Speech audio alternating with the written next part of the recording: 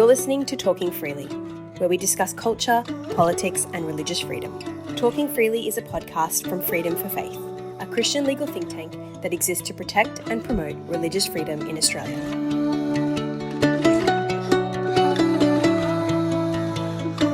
Welcome to Talking Freely. My name is Rowan McHugh.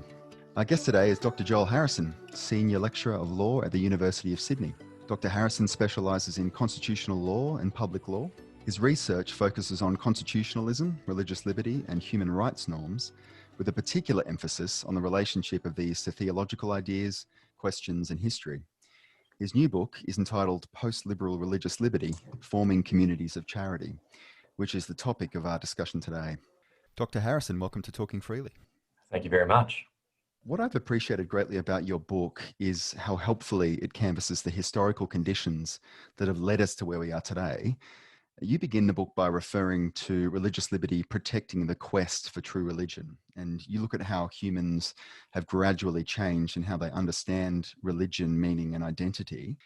If we could begin by surveying some of these forces in history, I think that would provide us with some context for critically examining some of the challenges to religious liberty that we see today.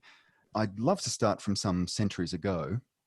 In your book, you quote British scholar John Milbank. He refers to a shift in thinking in the medieval Christian world, which he considers the turning point in the destiny of the West. Could you give us an overview of what he's referring to and why he considers it the turning point? Yeah, sure. So you could broadly put it into this idea that there are these decline narratives, right? That there are these ideas or certain things that happened in time that led to or precipitated certain problems that arise now. Not necessarily every problem, and sometimes they precipitate good things as well. But for Milbank, his basic idea there is, how do you get to the point where you can talk about an autonomous secular space? How do you get to a point where you can think of politics as separable from something called religion? And politics becomes the negotiating, the facilitating of individual rights claims. So then religion becomes one instance of these individual rights claims that the state, occupying the secular space, must negotiate and must manage, and in some ways must even contain. Now, for Milbank and others, this was not always the case. This idea that you had something called the secular that was autonomous of something called religion. And so you had to invent it, had to come about. You used to be able to talk about perhaps more a theopolitical whole, in which Milbank will write, for example, about bridges also being shrines to the Virgin, or guilds being concerned with the upkeep of churches. Some people talk about a sacred canopy as well, something like this, right? In which religion was simply one virtue that was part of an entire life oriented towards God and the formation of a community.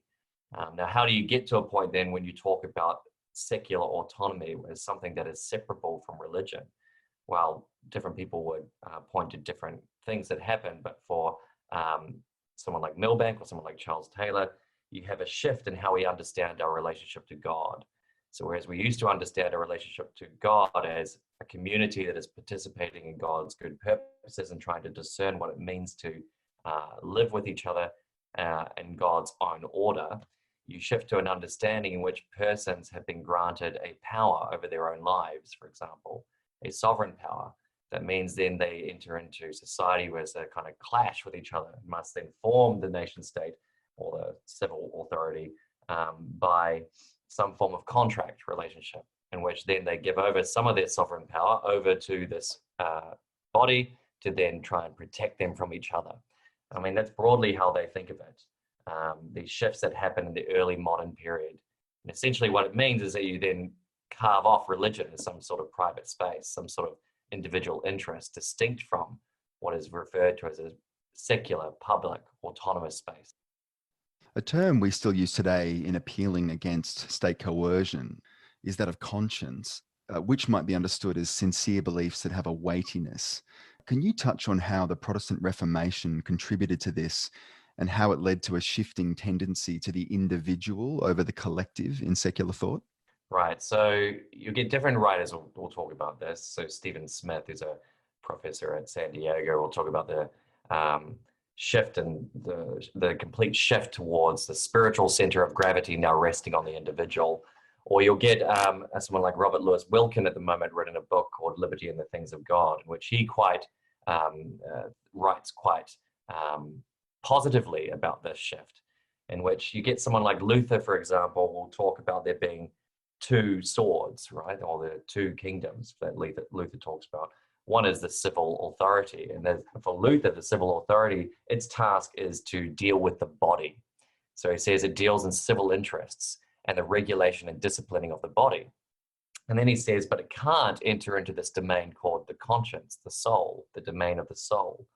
Now, critical thinkers, someone like Brad Gregory, or someone like William Kavanagh, or someone like me, who's drawing on these various people, would think that that's problematic because it essentially leaves persons to be entirely regulated by this new authority called the state.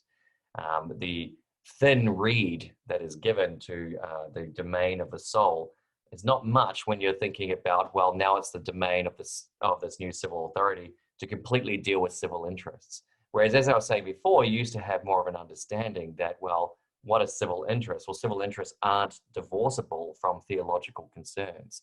Guilds are also societies that care for upkeep of churches. Shrines to various saints are also embedded within the community. The ruler is supposed to exercise their judgment in light of the ends of mercy, these sorts of things, right? And so what you get in more Protestant thought, but not just Protestant thought, is this idea that individual judgment is the domain of the soul or the conscience. So you see this in someone like John Locke, for example, who will talk about what is a religion for John Locke. Well, it is your individual's determination of private saving knowledge. Or you look at then someone like Madison later in time, where Madison will talk about a person having the freedom to determine what it is that God is asking of them.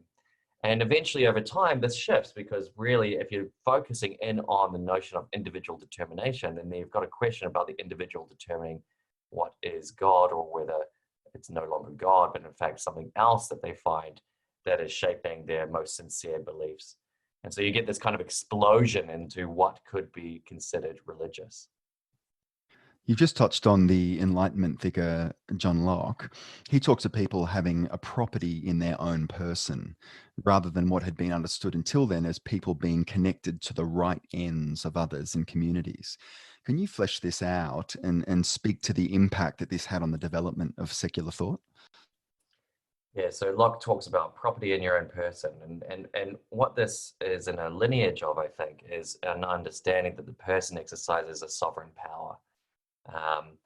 So how do you get to a point where God no longer matters? Some people will point to someone like William of Ockham. Some people point to then Locke later in time. But the idea being that what you have is God has donated being to persons who now exist independent of God. They now exist as sovereign entities. And so someone like Milbank will point back to someone like Duns Scotus and say, what you have is a shift there in an understanding that essentially God and persons become on the same plane of being. They're both kinds of sovereign entities. God just happens to be a really big one. And then you can park God, because then your job is to simply discover, well, how do these new sovereign entities called persons, how do they exercise their powers in relation to each other? It's no longer then necessarily a meditation on what it means to live in God's order, but it's about the self-preservation or the self-assertion of these sovereign powers for these individuals, who then on Locke's understanding, of course, inform the civil authority. So you get a more naturalistic, in that sense, or a more secular understanding develops of what is political authority. A common understanding of religion now goes something like this. Thanks to the elevation of reason in the Enlightenment and increasing guarantees of state neutrality, humanity has been emancipated from the shackles of superstition, and we've subtracted it from our jurisprudence. Why is that view so commonly held? Be commonly held for many reasons, I would think. Some people talk about the standard secularization narrative that you've just outlaid, right? That we subtract religion. So, you've got this idea of a sort of subtraction story or stripping away narrative, where the idea is that we had this intermingling of secular and religion. But over time, we became more rational and we carved off all that religious to uncover what is the truly political, right? The state is now rests on its own truly political foundations. You see this in the work of someone like Jürgen Habermas, for example. Now, why do people hold to that? Well, it gives a sense that then what they're doing is neutral, right? What they're doing is different to, say, theological thinking. And that for them is necessary because they want to be presiding over this religious difference. So you want to have some Archimedean point in which there is something called the secular that then presides over these individual private confessions, Judaism, Islam, Buddhism, Christianity of various kinds, and so on, and proliferating out to numerous kinds, and potentially to the level of individuals exercising their own understanding of what this religious end is, right? And so they wanted to have this, this point removed from those sorts of considerations. And they would argue as well that historically, this was practically necessary because of things like wars of religion and so on, that we needed to have the parking of religious confessional ideas to one side in order to get over what was seen as vicious wars or people in their salvationist creeds trying to occupy the seat of power. So that's what they argue. Whether it's true or not is the interesting question. And then there's also an element of when you say, why do they hold to it? I mean, some people argue that stripping away narrative, that secularization narrative, the standard idea of stripping out religion, is really a narrative that belongs to a certain kind of educated class of people as well. Many people of faith are being unknowingly formed into this mindset of neutrality.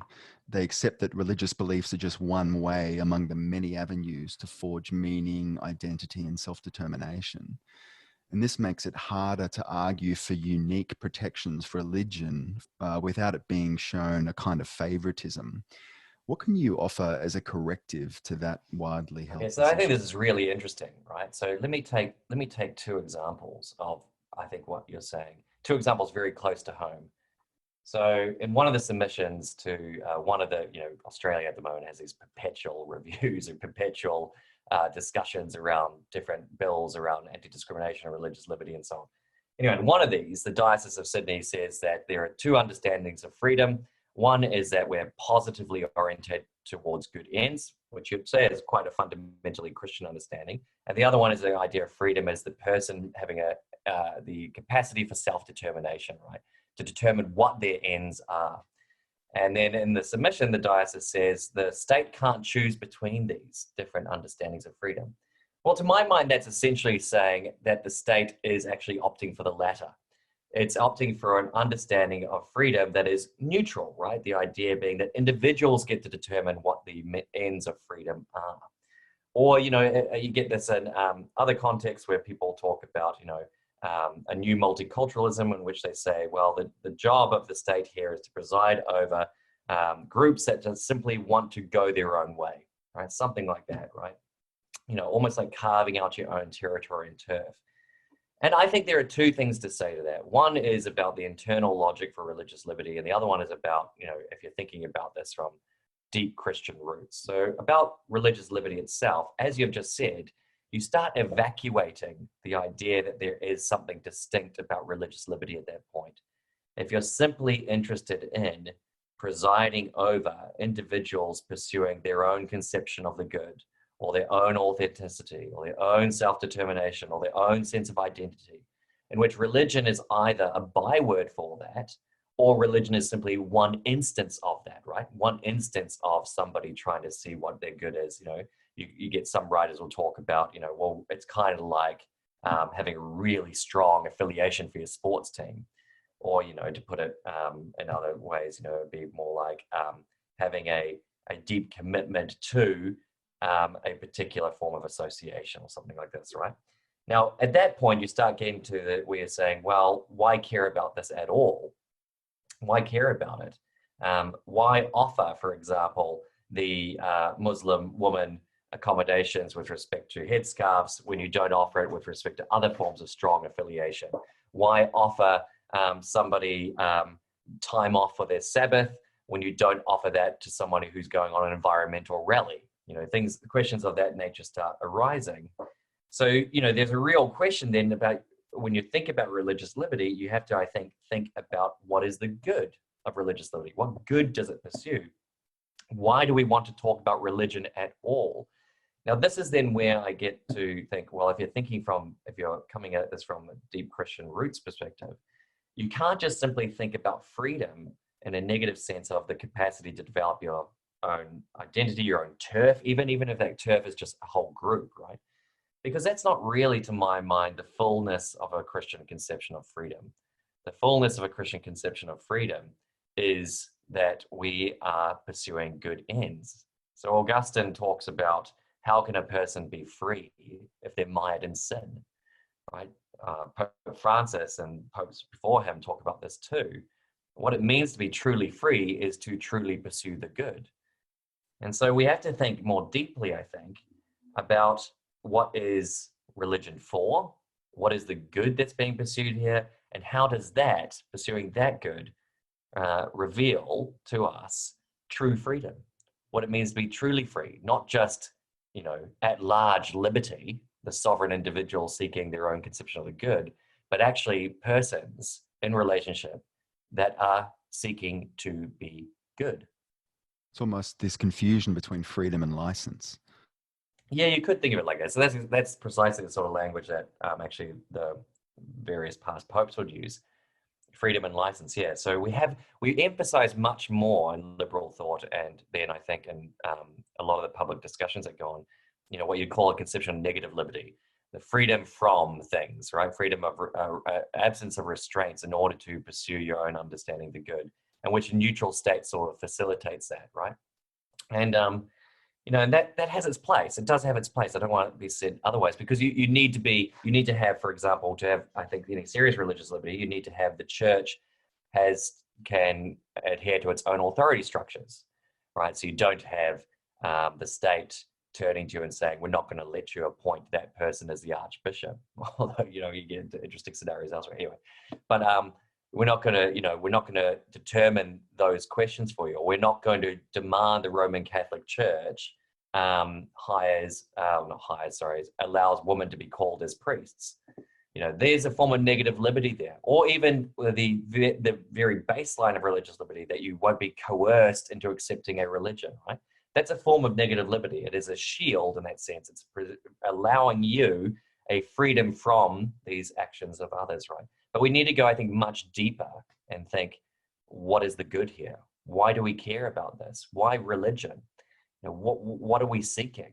That means that we should actually care for the cultivation of these communities, and then, of course, of people as well. Thinking through how this applies to the law and to the courts, you note that the shift to the individual in history and culture does not lead to religion dissolving away, but rather leads to new reflections on religion and practices of religion. Can you elaborate on why religion and enchantment in this way seem unavoidable? Yeah, well, that's fascinating. Why is it unavoidable? Look, I would have to. If you read my book, I kind of have a very large bromance going with Saint Augustine, and he has the line that he begins Confessions with, that our hearts are restless until they find rest in Thee. Now, the idea there is that desires for these things are good, but can be perverted. So even talking about somebody's understanding of consumption, the act of consuming things as sort of a religious end, and I say sort of, but a lot of people do talk about it as religious ends, right? You get an almost transcendental experience from various acts of consumption, or you consume the brand of a good rather than the good itself. You see it as part of your community. So, people line up outside of Apple stores for the latest Apple product, and the Apple store itself looks almost like a glass cathedral, right? These sorts of things. And now those desires for that sense of community, that sense of going beyond oneself, these can be good things, but it's about where they're directed at, right? So they don't stop. William Kavanagh has this great line in one of his articles where he says, and then in the American context, he's talking about Black Friday, the day after Thanksgiving, where you get that mad rush on the stores. And he goes, the people crushing into Best Buy, one of these big box stores, they are hardly, lacking in enchantment. They are all sort of structuring their lives around the pursuit of these goods. So there seems to be some sort of quest that is taking place here. But then you have to start asking yourself, you have to go a little deeper, I think, and start saying, well, we have to discern what is good. Which one of these is good? Which one should we be pursuing? Why is one of these quests better than another? Why should we be trying to cultivate and protect some versions of this, understood through its tradition and history and theological reflection and so on, rather than others, when some others may be perverse ends that lead people to, live lives of deep inequality, for example. You mentioned the gradual emergence of what's known as status harms and alienation, concepts that have a rising force in culture and in the law. Can you illustrate how these two ideas have been applied in the courts and why they operate in tension with religious freedom? Okay, so I'll give you an example then of this. Let's take a large case or series of cases from the United Kingdom. It's about Catholic Care. Okay, Catholic Care is an adoption agency, series of adoption agencies throughout the United Kingdom. And the Catholic Care for the Diocese of Leeds, it wanted to only provide adoption services to heterosexual married couples. The United Kingdom Parliament changed the law saying that all service providers, including adoption service providers, must provide their services on a non-discriminatory basis, which meant that they had to provide adoption services to gay and lesbian couples or gay and lesbian individuals. And Tony Blair, the Prime Minister at the time, said, I take it as a baseline that we should have no discrimination whatsoever. Now, what happened was Catholic Care tried to then make a claim that it could continue essentially to operate on what was a discriminatory basis, but consistent with its ethos, right? That children should be restored to a relationship that mirrored on their account the Holy Family, right? And so would be placed with heterosexual married couples. Now, there's no question here about people missing out on an adoption service, right? So somebody who actually stumbled into the Catholic agency, if they did, they're not going to, if they were then turned away, they're not going to miss out on adoption services because the local council service would provide for them and so on, right? But what was decided was, well, this couldn't take place when we're thinking about, is there a legitimate reason for them to engage in this non-discriminatory action? It couldn't take place because the relevant tribunal referred to this as particularly demeaning, right? Now, the idea there is that it's not about who gets to have a service. It's about the knowledge that there is a group, the knowledge that there is a group engaging in this kind of discriminatory behavior. So people at large will know that there is a Catholic group that has decided it will only offer services to heterosexual married couples. And that, various cases discuss, presents a status harm, which is to say those people, when they become aware of this, will internalize that and receive that as a message that is contrary to their dignity.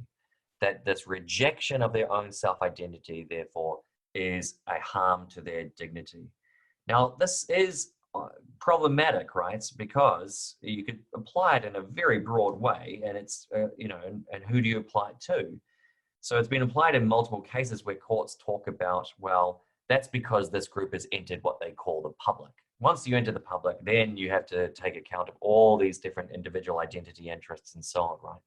And some theorists try and say, well, what does it mean to enter into the public?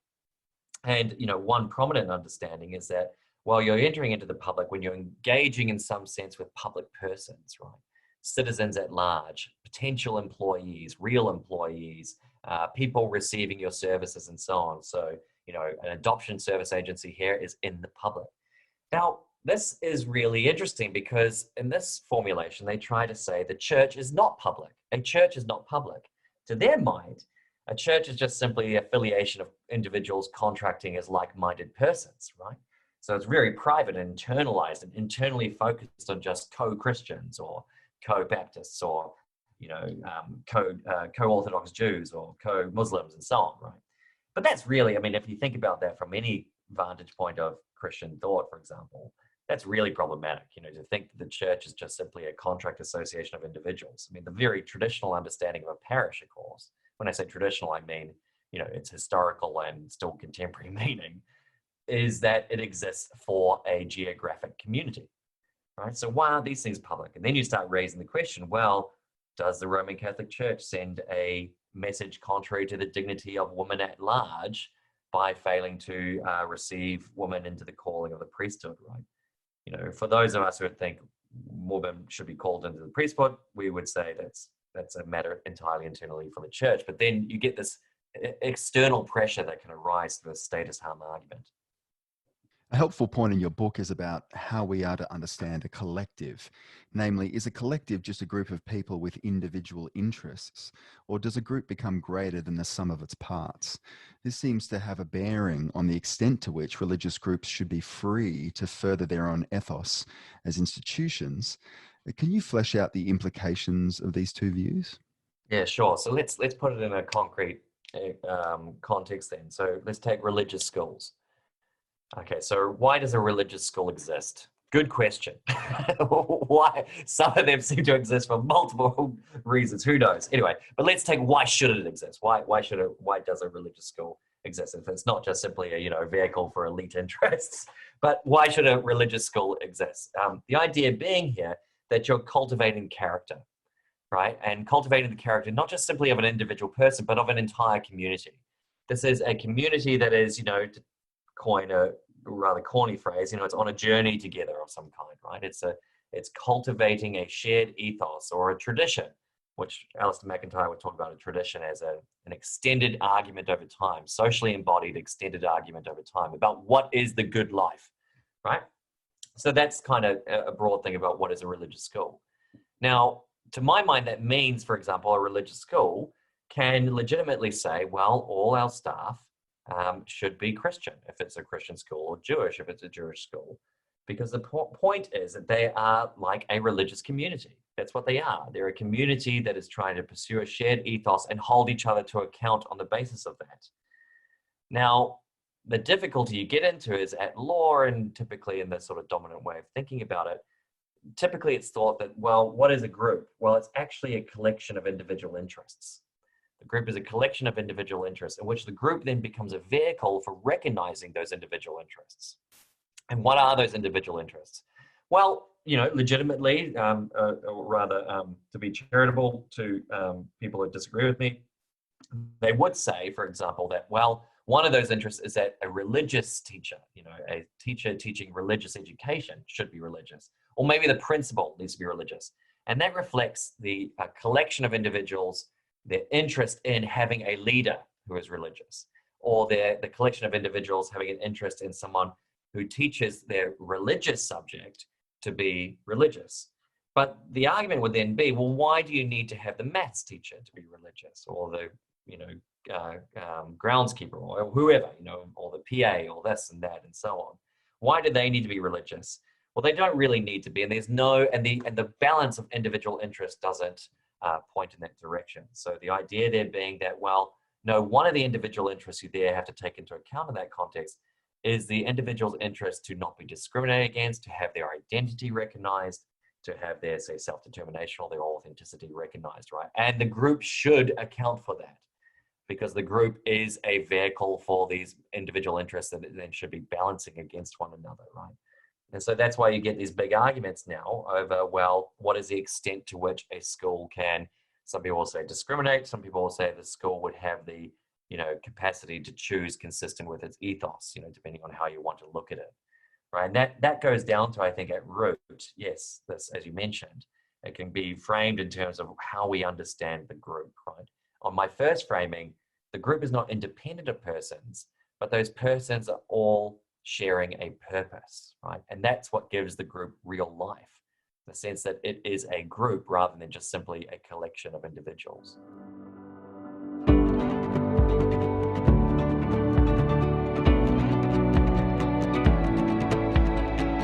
That's it for our latest episode of Talking Freely. If you'd like to get in contact with us, you can do so through our website, www.freedomforfaith.org.au. Freedom for Faith exists through the generous donations of individuals and organisations across Australia. If you'd like to financially partner with us, you can do so through our website.